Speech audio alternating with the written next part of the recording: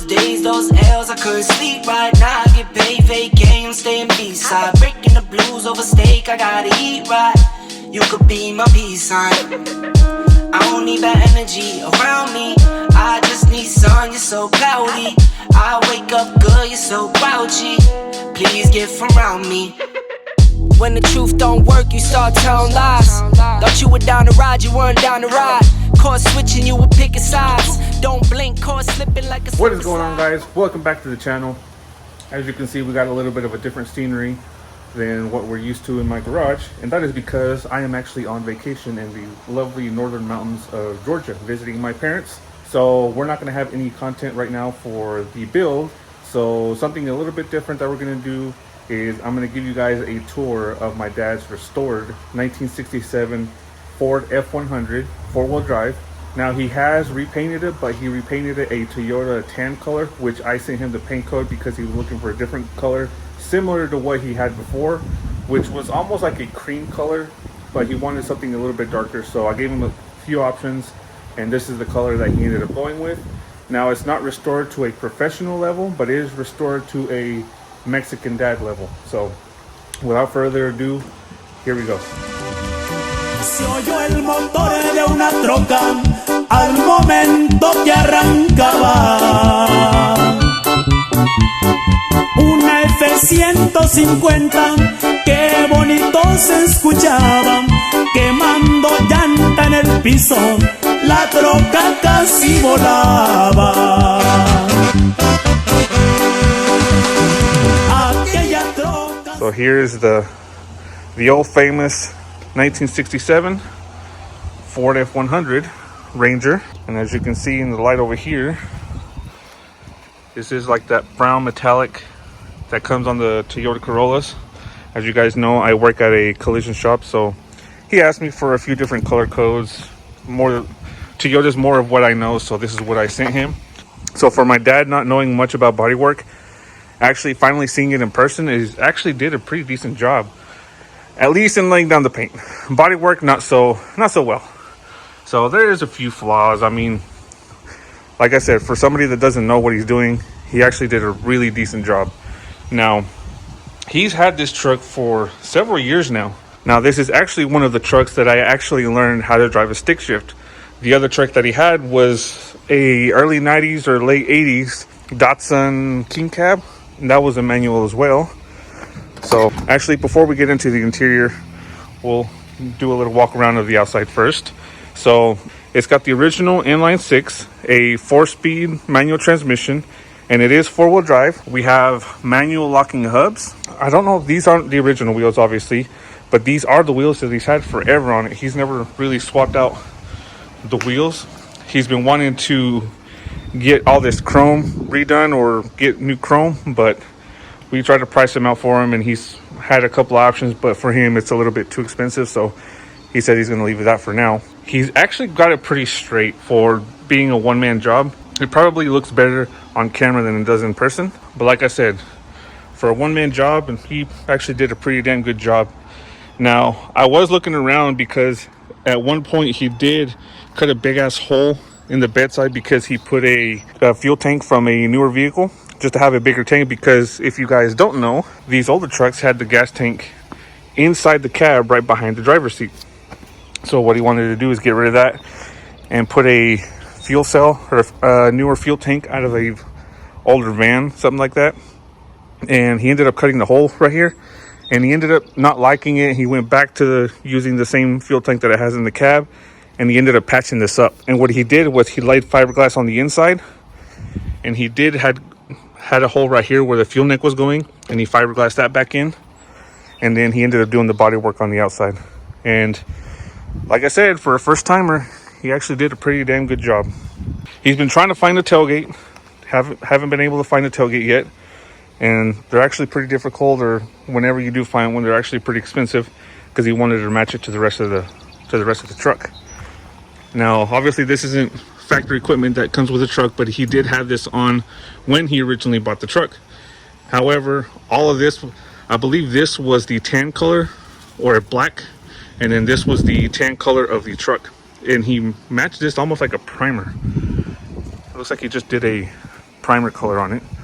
But as a Mexican dad would do, he actually used a piece of a tire, I believe, in order to set it in between the paint and setting the toolbox and the rack on top. So he's protecting the paint, but as you can see, he really doesn't wash it too often. So I do remember at one point we came and actually helped him put in the glass. We came for a few days and my brother and I helped him, because on these older glasses, it's got a seal that goes around the opening of the front of the cab. And in order to put these in, somebody has to be from the outside putting pressure on the glass. And what this has is a rope in between the gasket, and somebody from the inside has to be pulling that rope. And what that does is it pulls the inside lip over the channel of the cab, and that'll set the glass in place. So it's at least a two-man job, and he couldn't do it by himself, especially with just my mom. So he ended up waiting until we came out, and we ended up setting it in like 20 minutes. Or maybe not even 20 minutes, but it ended up going quicker than what he thought.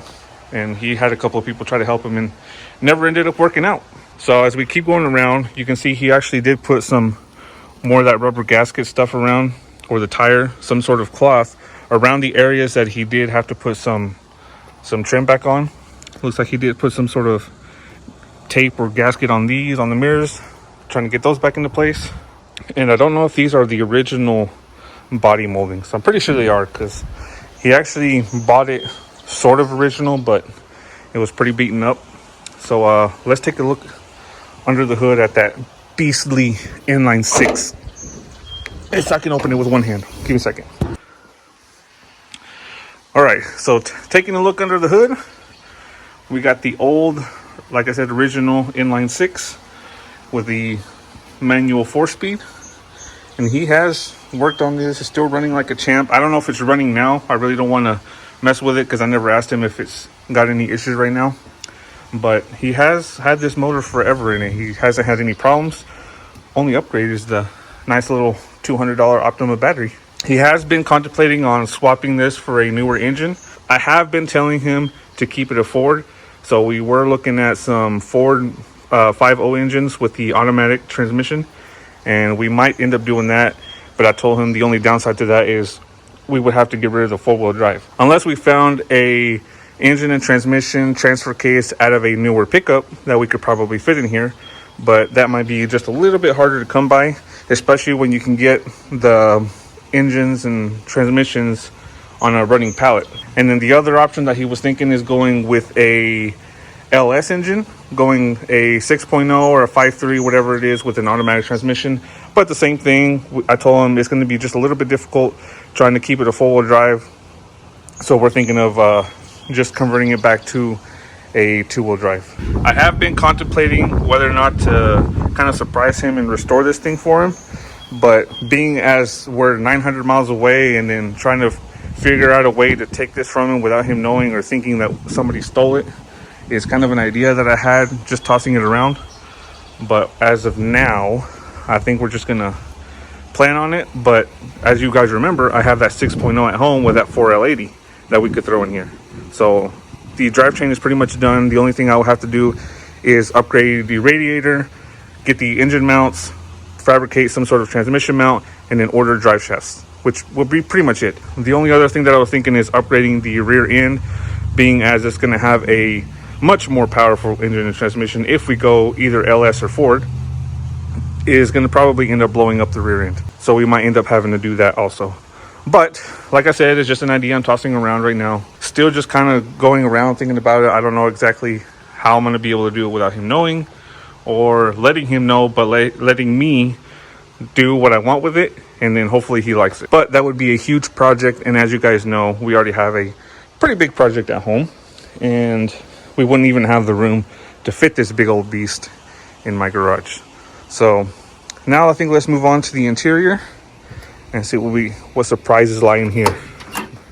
So he did strip this down completely, and he did go ahead and paint all the inside of the cab, all the dash.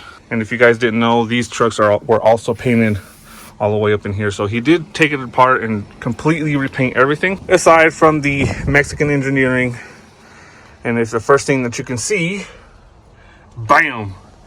The fabricated 2x4 single DIN stereo kit. And then I was looking around earlier. I was like, okay, he's got a stereo. Where in the world does he have a speaker? Because they're not in the kick panels. They're not on the roof. And I would figure maybe they would have put them on the dash, but he's got it covered up. So then I came to look back here. Bro, seriously? Look at all this. Now, I don't know if this is some of his handiwork, but come on. At least put him in a box. But what can you do? Mexican engineering at its finest. He even put seatbelts in this. So these trucks originally came with just a lap belt, but he actually took these seatbelts out of a newer vehicle, somehow fabricated a nut to go into the cab corner, also up here, and then bolted it down to the back and made it work with these seats. I'm telling you, Mexican dads can engineer some shit. So moving on down, obviously this is not the factory carpet. He did put some house carpet in here with double floor mats to keep it clean. And like I said, much of the dash is pretty much painted as well. It looks like he painted this a silver trim. And then I was looking at it from the outside and I was like, wow, he actually got a decent dash for it. And then I came in here and lifted it up, and it looks like what he did was he maybe like fiberglassed it or put foam on it. But he did something to it, and looks like he maybe just glued the dash mat on top of that. So it works for him. He likes it. So I give him props for creativity, especially on that stereo, because that's some ingenuity right there. And then we move up to the roof of the truck, and also we got another little small section of the house carpet on the roof. But as you can see, it's kind of sagging down a little bit. He made it work. He likes it. He's happy. So what can you do? Let him be. It's this nice little one-man project that he's got going on here. And then he really doesn't have much going on in the back aside from maybe he's doing some sort of like bed liner, I guess it is. Or maybe he just, I think what he said he did was was some sort of like roll-on bed liner, and he wasn't pretty happy with it, but he said it is what it is. It's just a little project. But that's pretty much it. I don't know what else we can go over. But yeah, there it is. My old man's 67 F100, and possibly soon to be a new project for the channel sometime in the future, whenever we start making some good money. So that's going to be it for today, guys. It's getting pretty cold out. It's actually like 27 degrees out here today. I don't know when my next upload will be, since I'm going to be on vacation for a week. Make sure you guys like, comment, and share the videos. Make sure you follow me on Instagram, and I will see you guys on the next one. Pasaron aquel retén y sin ocupar medidas, hasta Tijuana llegó una F150. La carga se les pagó, y al momento dieron vuelta, preparándose otro viaje. En Manzanillo se encuentra